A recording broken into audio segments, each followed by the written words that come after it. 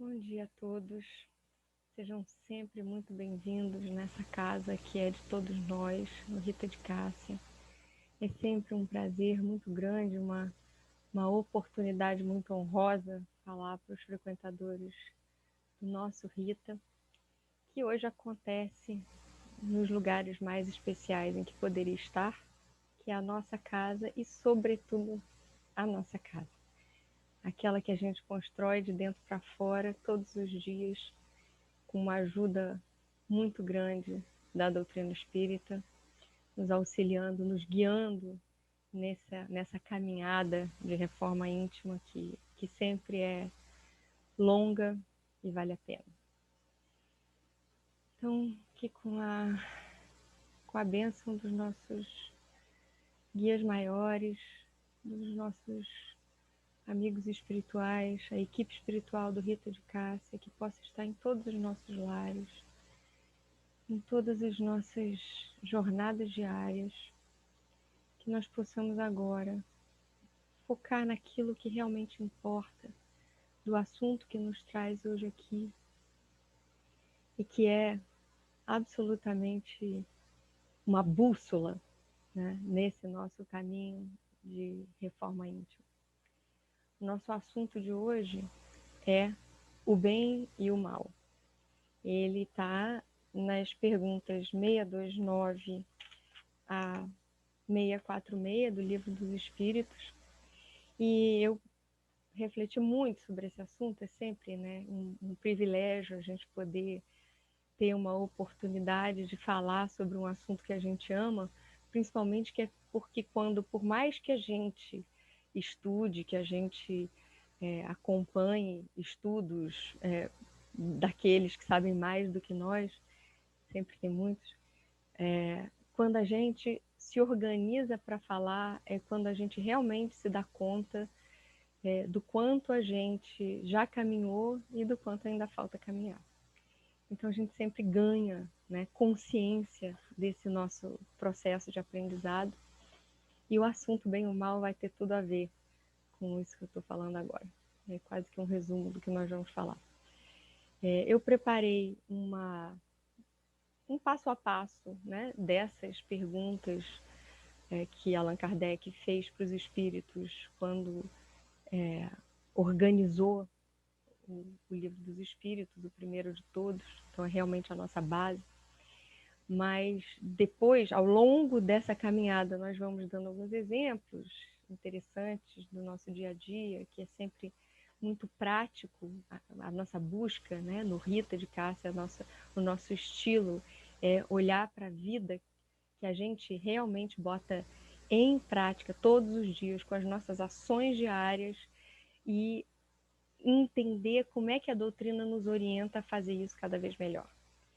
E no final, quando a gente tiver percorrido todas essas perguntas e o essencial delas, que claro, é sempre um recorte, eu queria focar um pouco mais em alguns aspectos que vão nos levar mais para o que a benfeitora Joana de Ângeles nos trouxe.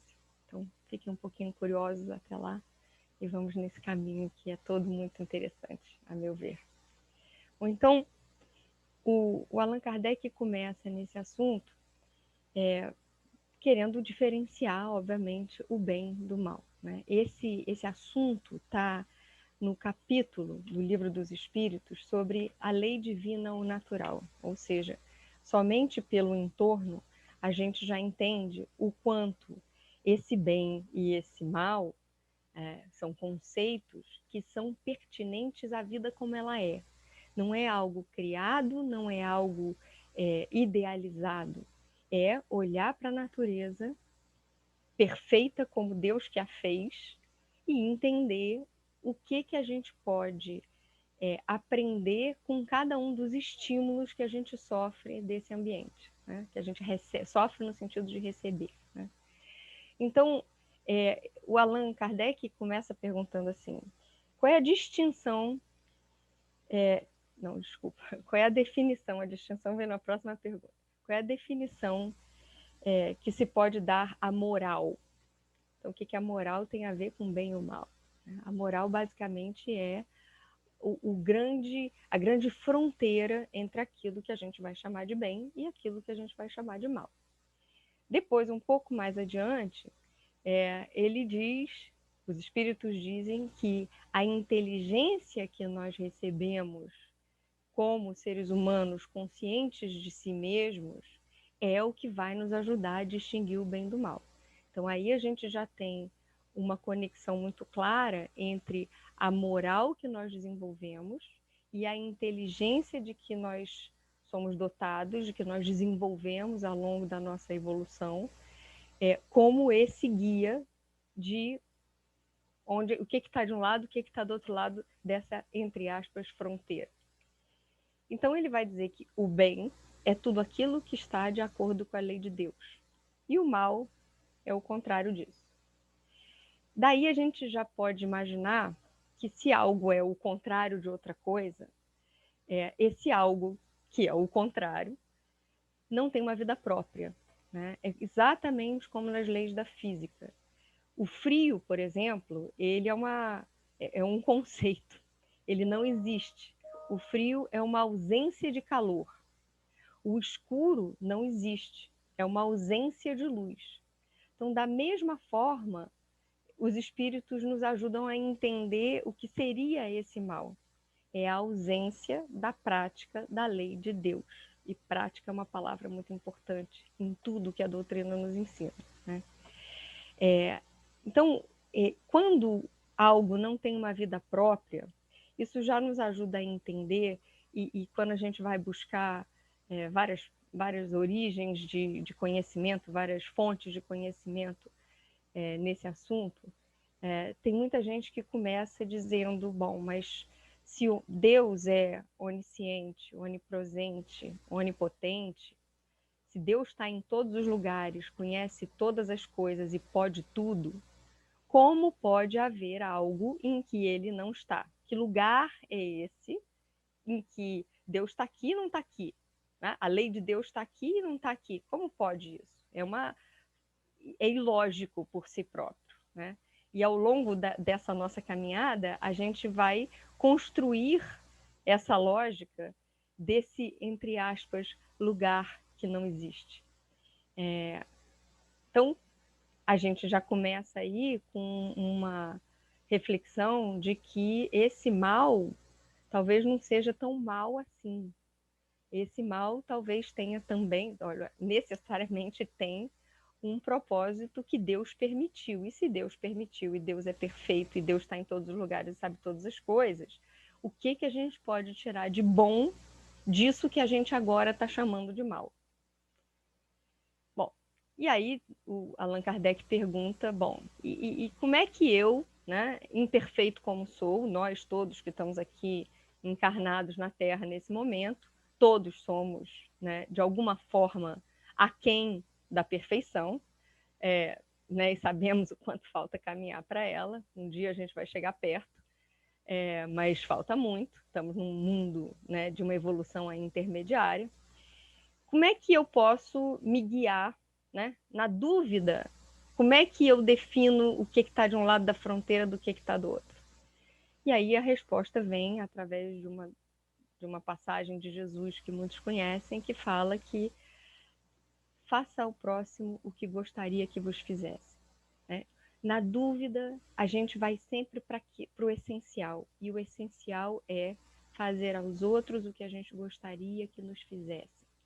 Enquanto a gente procede dessa forma, a gente pode, é claro que o outro pode gostar de uma coisa diferente de nós, é claro que o outro pode vir de uma cultura diferente de nós e não conseguir entender a nossa boa intenção, mas a maneira mais provável da gente não errar e fazer ao outro aquilo que ele possa compreender como bem é tomando como guia a nossa própria aquilo que na nossa consciência, eu já estou dando um spoiler aqui do que vem depois, seria o bem para nós também. Se nós todos temos algo em comum, são palavras do Dalai Lama, ele diz assim, que todos nós temos em comum é o desejo de sermos felizes e evitarmos o sofrimento. Isso nos conecta a todos.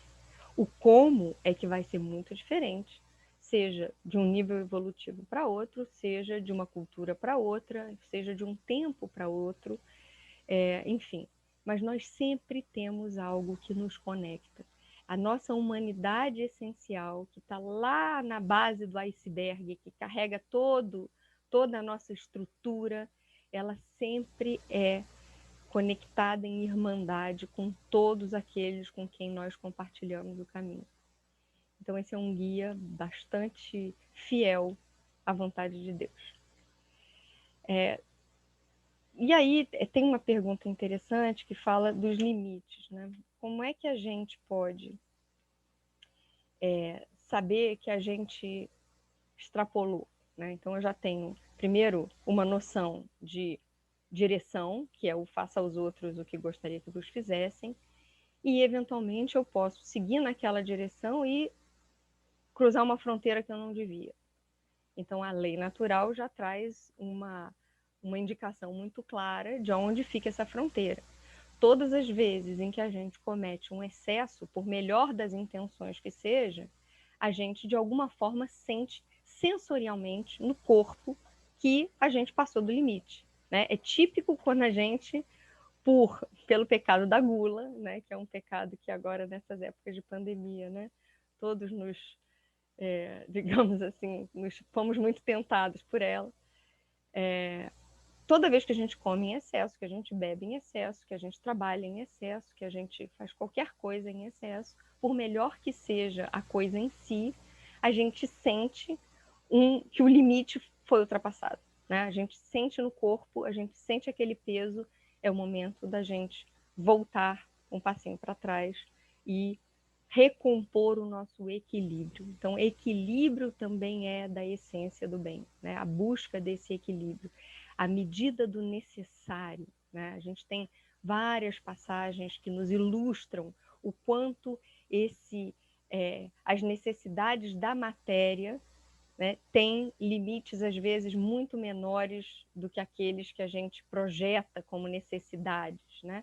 E a gente precisa estar sempre voltando para aquilo que a lei natural nos aponta como sendo o saudável, aquilo que da mesma forma é saudável para mim, eu posso imaginar que vai ser saudável para o outro. E se eu errar, ele vai me indicar o limite, eu preciso estar alerta para entender esses sinais antes que eu cause um mal maior. Então, essa noção de fronteira, digamos assim, é sempre uma noção variável, é sempre um processo, tudo nessa vida é processo. Então, eu preciso, não basta eu seguir, não, eu acho que ele quer isso, então eu vou lá e faço isso, e se eu fiz de boa fé, então eu não posso errar. Não, não é isso. A gente tem que estar sempre orando e vigiando. A gente tem que estar sempre olhando para o nosso próximo e entendendo se aquilo que eu estou fazendo, por melhor que sejam as minhas intenções, efetivamente está entrando naquilo que ele tem de necessidade. Ou se, o que muitas vezes acontece, eu estou fazendo por ele para aliviar a minha consciência, para trabalhar algo em mim que não é para ele, é para mim. E se eu estou usando ele como objeto dessa minha necessidade percebida, eu posso não estar causando um bem a ele, né? E aí eu preciso estar nesse alerta o tempo todo, eu preciso estar respeitando o outro o tempo todo e, eventualmente, voltando atrás de alguma coisa que eu esteja fazendo insistentemente e reparando aquilo que agora eu aprendi que é diferente do que eu imaginava que era. Esse é o nosso processo de despertar. O outro é sempre uma fonte de reflexão para a minha evolução, né? O outro ele está sempre ali para me ajudar a entender a minha interdependência e ao mesmo tempo a minha limitação. Como dizia minha mãe, o meu direito vai até onde começa o do outro, né? Aonde fica essa fronteira? Às vezes ela é clara, às vezes não é clara. E quando ela não é clara, algum tipo de manifestação vai surgir, que normalmente a gente dá o nome de conflito, para eu entender qual é o meu espaço, qual é o espaço dele, e para a gente poder estar usando essas oportunidades, que muitas vezes a gente vai chamar de mal, para conhecer cada vez mais da minha natureza e da natureza do outro, né? Quando eu consigo usar essa dor que surge a partir do extrapolar de uma fronteira e da sensação de que aquela relação que é importante para mim está em perigo. Quando eu consigo estar alerta para isso o quanto antes, eu não preciso destruir essa relação. Eu posso usar esse aprendizado para melhorar essa relação. Isso tem muito a ver com outras passagens do Evangelho, sobretudo aquele que fala do reconcilia-te já com teu inimigo enquanto ainda estás a caminho. Quem é o inimigo, senão aquele que veio muitas vezes me mostrar o que eu não queria ver, né? Inimigo é aquele que eu considero que não está agindo a meu favor. Mas será que ele realmente é inimigo? Ou será que esses, exatamente esses que nos mostram o que a gente não queria ver, são os nossos maiores aliados? Não diria amigo, amigo é outro conceito, mas aliados no caminho para o nosso auto-melhoramento, né? Bom, então tem um outro conceito importante nesse aspecto, que é: existem maus, né? Considerando aí o desagradável, o doloroso, que provém de catástrofes naturais, né? E se elas são naturais, elas vêm de Deus, e se elas vêm de Deus, elas normalmente estão nos dando uma grande chacoalhada, porque acumulou-se muito e muitos não querendo ver determinadas transformações que já se faziam necessárias no seu ambiente. Aí vem a natureza e mostra que não é bem assim, né? Vide aquecimento global e o que ele tem causado. Pandemias, né? Essas coisinhas que a gente acha que, putz, só pode ser mal, né? Como dói, como cansa, como eu não aguento mais.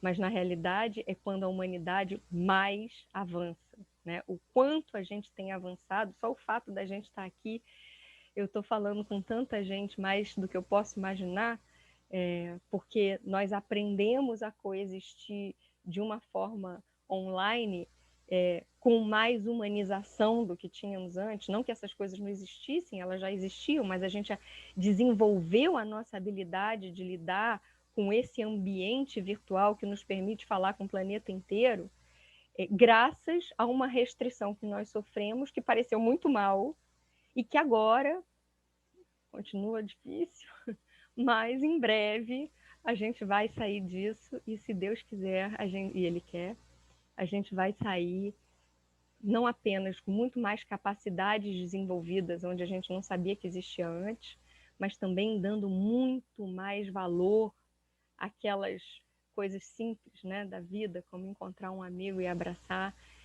que a gente sempre teve e que a gente, né, nem sabia que tinha tanto valor assim, né? Bom, então para isso vem as catástrofes naturais.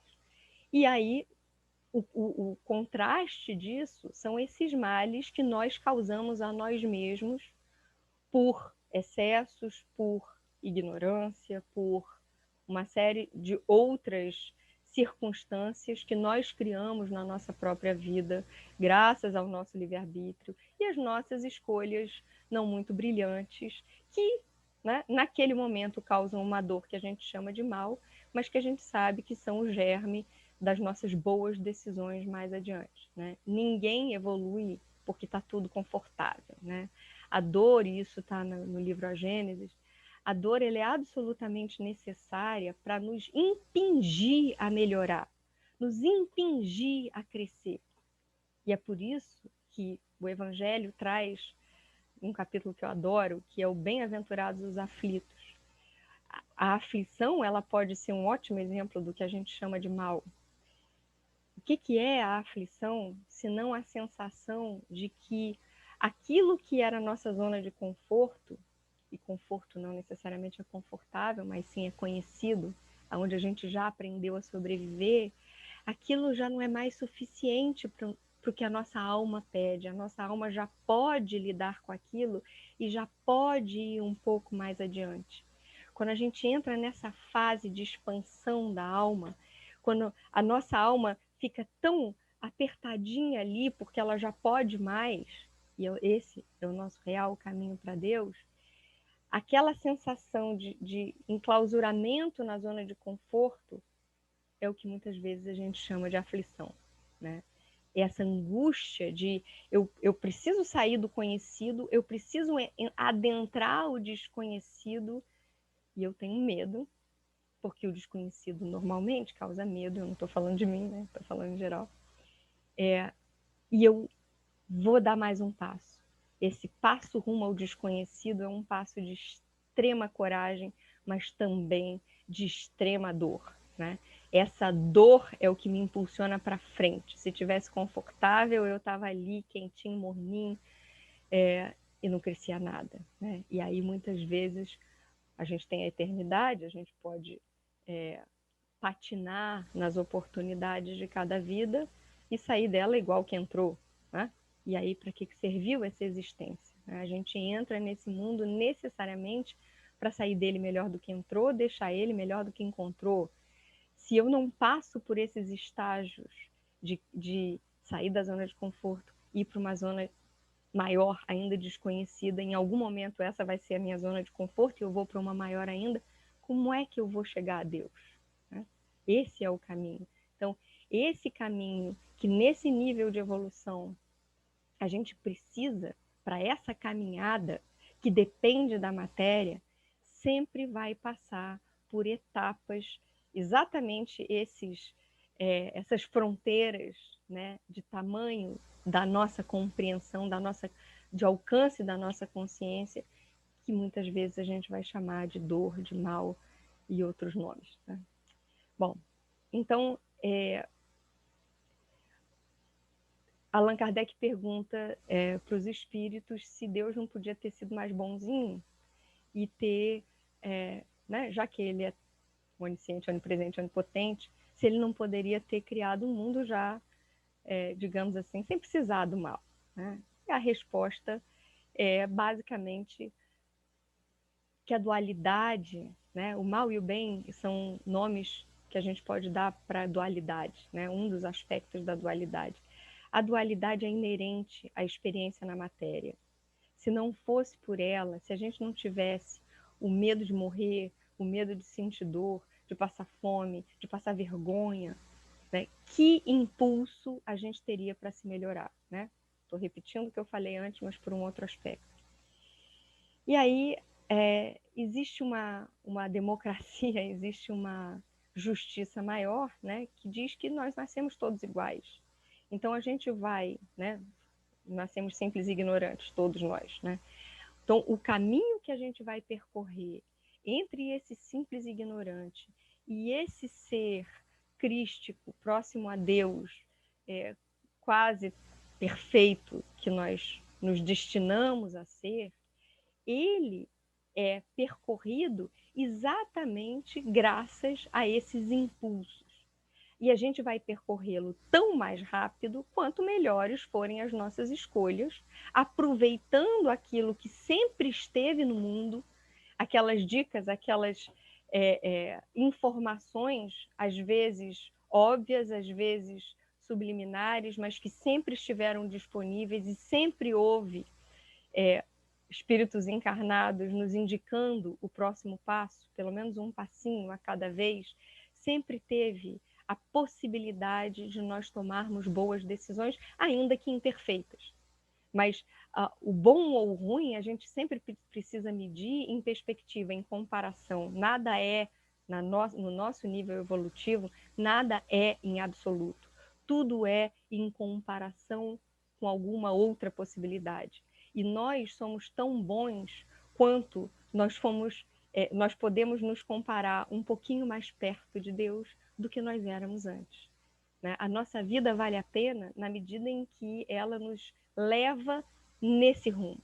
A gente acredita que a gente não pode evoluir, mas a gente pode estagnar, né? Então, tão melhor será o aproveitamento de uma vida quanto mais a gente tiver aproveitado cada oportunidade para progredir. Se não todas, pelo menos muitas. Né? E o Allan Kardec, ele falava que quando você não faz o mal diretamente, mas você também não o evita, né? Quando você deixa que um outro faça, né? Porque aí vamos ver se ele que se ferra e não eu. Ou você recebe o mal e repassa do jeito que recebeu, né? Não fui eu, né? Eu só estou aqui cumprindo ordens, né? Não fui eu simplesmente recebi dessa forma e reagi, né? Isso é mal, né? A gente está agindo tão mal quanto aquele que efetivamente iniciou esse dominó, digamos assim. E a resposta dos espíritos é muito clara, né? A nossa responsabilidade não é só não fazer o mal, é fazer todo o bem que nós possamos. E mais do que isso, é evitar o mal que esteja ao nosso alcance, evitar. E aí eu lembro de uma frase da tia Vera, eu não conhecia a tia Vera diretamente, a fundadora do Rita, mas né, a gente ouve falar muito dela e, enfim, a gente certamente a conhece do ponto de vista energético na nossa casa, ela está em tudo na nossa casa, e ela falava uma frase que eu repito muitas vezes para minha filha, e eu falo assim, que seja eu falo assim, não, ela falava assim, né, eu repito, que seja eu a última estação do mal. Né? É exatamente esse ponto da doutrina que essa frase ilumina. Né? Se eu recebi algo de mal, né? Se veio alguém e me ofendeu, que não seja eu a repassar, que não seja eu a repetir. Isso é tomar responsabilidade pelo que a gente já pode. Né? Esse é o pedido de Deus para nós, nesse mundo que nós habitamos. Né? Que eu possa, com todas as minhas forças, resistir a esse movimento. Quanto mais eu puder resistir a esse movimento, mais bem eu terei feito. E isso, obviamente, a gente está num momento de pandemia em que a gente tem que tomar conta, não apenas de nós, aliás, esse é um dos aspectos lindos dessa pandemia, a gente entender que quando a gente se protege, mesmo que a gente seja jovem, no meu caso, que a gente seja super saudável, atlético, papapá, que seja criança e que a probabilidade de pegar uma Covid num nível mais grave seja pequena, né? Ou seja, para mim pode ser uma coisa leve, mas eu não estou me protegendo só para mim, eu estou me protegendo para mim e para todos aqueles com quem eu inevitavelmente convivo e que eventualmente alguém pode desenvolver uma forma grave da doença. Né? Isso é cuidar dessa fronteira, é se responsabilizar por fazer o maior bem que se possa. E aí eu lembrei de uma história linda que eu ouvi recentemente, que conta que um pintor de barcos foi contratado pelo dono de um barco para pintar. E ele foi lá fazendo o trabalho dele, e na medida em que ele ia pintando o barco, ele viu que tinha um ponto do casco do barco em que a tinta escorria e pingava no chão. Né? O barco estava suspenso, né? Como normalmente se faz no estaleiro, e ele viu que a tinta estava pingando no chão, ele estava pintando por dentro do barco, então devia ter algum vazamento. Ele parou o que ele estava fazendo, ele foi lá, viu onde estava o vazamento, consertou o vazamento, terminou o trabalho dele. Ele já tinha sido pago pelo trabalho dele, antecipadamente, porque o dono do barco ia viajar. E aí, terminou o trabalho dele e tal, foi para os outros afazeres dele. E uma semana depois, chega o dono do barco e dá a ele um outro cheque de um valor 10 vezes maior do que ele tinha cobrado e recebido pela pintura do barco. E aí ele fica muito espantado e pergunta, mas por quê? Por que eu mereci isso? Por que esse dinheiro? E o dono do barco fala, porque você consertou o casco do barco. Aí ele fala, mas eu não fiz nada demais, aquilo não me custou nada, nem gastei material, usei o que tinha ali, enfim, não entendo por que você está me pagando 10 vezes o que eu cobrei para pintar o barco, que foi realmente o meu trabalho. E aí o dono do barco conta que ele sabia que o casco do barco estava com problema, ele ia pedir para consertar, mas ele esqueceu. E ele foi viajar. E quando ele voltou de viagem, provavelmente essa história aconteceu antes do celular, ele soube que os filhos dele tinham pego o barco, depois de secar a pintura, para ir para o alto mar pescar. E ele entrou em desespero, né? Porque ele sabia que o barco estava furado, que ele devia ter mandado consertar e que ele esqueceu. Mas graças ao bem que o pintor fez, sem ter sido contratado para isso, sem ter sido solicitado, os filhos dele voltaram sãos e salvos. Não tem preço, né? Então, é esse o bem que volta quando a gente faz um pouquinho além. Às vezes não custa nada, né? Os espíritos contam que esse nosso melhoramento pelo qual a gente batalha tanto, às vezes custa muito pouco, né? Muitas vezes é uma questão de decisão, de fazer todo o bem que a gente possa. Enfim, né? Tem uma outra frase que também ilustra bem essa parte, que é do Martin Luther King, um discurso super conhecido, em que o Martin Luther King fala assim: o que me assusta não é o silêncio, o que me assusta não é o grito dos maus, mas o silêncio dos bons. Para a gente poder realmente fazer o nosso melhor, muitas vezes a gente precisa sair daquele lugar em que a gente está se sentindo seguro. Porque isso a gente vê, gente, em tantos ambientes, né? A gente vê muitas vezes nas empresas, a gente vê nas comunidades, a gente vê em todos os lugares de coletividade humana. O mal é muito fácil da gente enxergar. E o bem está onde? Né? O bem, ele é a maioria. Né? A gente está a gente está nessa transição planetária, né, rumando de um equilíbrio precário no qual existe bem e mal, mas o mal prevalece, para um mundo de regeneração. Era de Aquário está aí, e tudo que a gente vem falando enquanto transição planetária no espiritismo já há muitos anos. Na era de regeneração, no mundo de regeneração, existe bem e mal, mas o bem prevalece. Então a gente está mudando o patamar de concentração, né, sobre a Terra. Então, a gente ainda está num mundo em que existe o bem e o mal nitidamente. Só que a saúde sempre foi maior do que a doença, né? Digamos assim, olhando para a lei natural, olhando para o corpo humano.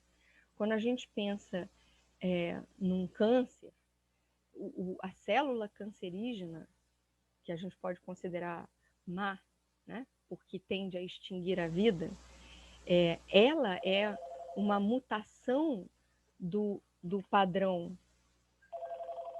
vibracional, desculpem, o problema do home office, né, de gravar em casa. Eu não vou ter como parar esse som, então a gente vai esperar ele passar e eu vou continuar falando. Então, a célula cancerígena, ela é uma célula que deixou de colaborar com a vida, deixou de colaborar com aquele órgão na qual ela se insere. E isso é o que a gente considera doença ou mal. Essa célula, ela é muito mais fraca do que a célula saudável. O que acontece em algumas circunstâncias é quando essa célula se prolifera muito mais rápido do que as células saudáveis, né? Igualzinho a fofoca, e as células saudáveis não localizam esse movimento e combatem esse movimento para trazê-los de volta para um padrão de saúde a tempo. E aí, como ela se prolifera mais rápido, do momento em que ela ganha um determinado volume relativo, a vida está em perigo. Né? Todos nós, em algum momento da vida, temos uma célula cancerígena. Só que normalmente a gente não fica nem sabendo, porque as células saudáveis fazem o seu trabalho a tempo de coibir esse movimento de expansão, entre aspas, do mal. Igualzinho a fofoca, rádio corredor de empresa, então, exemplo típico disso, e tudo mais que a gente encontra ao nosso redor, né? Então, a força da vida ela é sempre maior, lembrando daquilo que eu falei lá no início, de que o mal, na realidade, é a ausência do bem. O mal, na realidade, é o afastamento daquilo que permeia tudo, que é a lei de Deus. Mas então, aonde está esse afastamento? Esse afastamento, aí eu vou trazer um pouquinho de Joana de Ângeles, que eu adoro também. A Joana de Ângeles, na série psicológica, né, são 16 livros em que ela relê o que Jung tinha já escrito. Jung falava, basicamente, a essência da obra de Jung é o alinhamento ego-self, mas Jung tinha uma visão berço-túmulo. Jung não trazia em consideração o que a doutrina espírita trabalha em termos de muitas vidas e do impacto desse espírito imortal que encarna muitas vezes para poder se aperfeiçoar. Então, essa série psicológica da Joana de Ângeles, o que ela faz é trazer tudo que Jung já tinha elaborado em termos de compreensão da psique humana, para aumentar as lentes sobre o que ele disse, trazendo a luz do Espírito Eterno para essa compreensão. Então, basicamente, o que Jung chamou de self é o nosso Espírito Eterno. É algo que é tudo que nós podemos ser, né? É o nosso potencial, é o nosso vir a ser, é o nosso eu sou. E o que Jung chamou de ego, né? É o que a gente muitas vezes, o que o self cria para poder se realizar. Então, o ego precisa do self para existir, mas o self precisa do ego para se realizar. É através dessa criação do ego, o self criando o ego, que nós vamos experienciar a vida na matéria para poder trazer a consciência. Então, o ego ele é o guardião da consciência. Nada se torna consciente senão através do ego. O ego é quem, ao registrar uma nova expansão, né, traz luz a tudo aquilo que já foi visto, que ele consegue admitir que existe nele, e ao longo das muitas existências que a gente vai precisar para ir aprimorando tudo isso, porque se a gente já encarasse, né, o que é a grandeza do self, né, só tudo, né, só isso, né, a gente teria muita dificuldade de conseguir realmente realizar o que é a grandeza disso tudo, né? Então, o ego, ele vai passito a passito, né? A cada oportunidade, olhando para uma sombra que ele reconhece a necessidade de incorporar um pouco mais, então ele traz um pouquinho do que ele desconhecia, né? Vamos trabalhar aí a sombra como algo que ainda não foi visto. O Jung dizia que nós temos uma rolha, o equivalente ao tamanho de uma rolha no consciente, comparado ao oceano do inconsciente. Então, essa, muitas vezes, a dimensão entre o ego e o self. E esse ego, né, vida após vida, vai se tornando um pouco mais maduro, vai podendo olhar um pouco mais daquilo que estava guardado num lugar que no estágio anterior era inacessível, porque nós éramos menos sofisticados. E na medida em que nós vamos podendo um pouquinho mais, é como a gente estava falando da zona de conforto rumo à expansão, a gente vai trazendo para a consciência até o ponto em que esse ego, né, já maduro, já iluminado, já consciente de si mesmo, né, da sua totalidade, se confunda com esse self. Na hora em que isso acontece, nós não vamos mais precisar reencarnar. O único exemplo que nós tivemos sobre a Terra dessa coerência ego-self dessa completude, né, de um ego que já se aperfeiçoou ao ponto tal de não ter mais sombras, foi Jesus. Né? Na pergunta 625 do Livro dos Espíritos, Kardec pergunta qual é o modelo, né, o guia maior que nós temos para esse nosso percurso, para esse nosso processo. E a resposta é Jesus. Né? Só isso. Jesus não tinha sombra. Jesus era pura luz. Encarnou somente para ajudar, sem nenhuma necessidade própria. Né? Todos nós outros que estamos aqui, mesmo aqueles que talvez já não precisassem mais estar nesse nível encarnatório e vêm para ajudar, mas ainda assim estamos longe de sermos espíritos crísticos, com muitas sombras para encarar. E a essas sombras, muitas vezes a gente vai chamar de dor, muitas vezes a gente vai chamar de mal. O que importa aqui, para a gente poder concluir a palestra do dia de hoje, se deixar eu podia falar horas e horas, é que a gente possa abraçar essa dor que às vezes a gente sente, ou que muitas vezes a gente sente, olhar para o que a gente chama de mal com bons olhos. Se a gente consegue olhar para o que a gente chama de mal, que não está na obra de Deus, né? Está nessa nossa ignorância de nós mesmos. Né? E por isso a pergunta 919, quando pergunta qual é o meio mais prático da gente se melhorar, a resposta é: um sábio da antiguidade já vos disse, conhece-te a ti mesmo. Né? E esse sábio é o que ilumina a introdução ao Evangelho segundo o Espiritismo, né? Platão. E ele era tão sábio porque ele dizia: só sei que nada sei. Né? Então ele pelo menos conseguia olhar para a própria ignorância, e era isso que fazia dele tão sábio, tão à frente do seu tempo. E isso permanece absolutamente atual.